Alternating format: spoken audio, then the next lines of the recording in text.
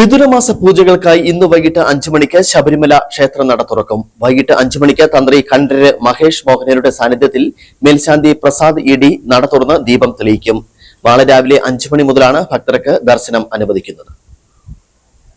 മിഥുനമാസ പൂജകൾക്കായി ശബരിമല നട ഇന്ന് തുറക്കും. വൈകിട്ട് 5 മണിക്ക് തന്ത്രി കണ്ഠരര് മഹേഷ് മോഹനരുടെ സാന്നിധ്യത്തിൽ മേൽശാന്തി പ്രസാദ് ഇ.ഡിയാണ് നട തുറന്ന് ഭദ്രദീപം തെളിയിക്കുന്നത്. തുടർന്ന് 18ാം പടിക്ക് താഴെ ആഴിയിൽ അഗ്നി പകരും. നാളെ രാവിലെ 5 മണിക്കാണ് ദർശനത്തിനായി നട തുറക്കുക. ശബരിമല മാളികപ്പുറം ഉപദേവതകളുടെ അഷ്ടബന്ധ കലശം ജൂൺ 15, 16, 17 തീയതികളിലായി നടക്കും. മിഥുനമാസ പൂജകൾ പൂർത്തിയാക്കി ജൂൺ 19 രാത്രി 10 മണിക്ക് ശബരിമല നട അടയ്ക്കും. മിഥുനമാസ പൂജയുമായി ബന്ധപ്പെട്ട് ശബരിമല ദർശനം നടത്താൻ ആഗ്രഹിക്കുന്നവർ ദർശക്യൂ വെബ്സൈറ്റ് വഴി ദർശനത്തിന് സ്ലോട്ടുകൾ ഉറപ്പാക്കി ബുക്കിംഗ് എടുത്തു വേണം ശബരിമല ദർശനം നടത്താൻ. Idukki vision news, Sabarimala.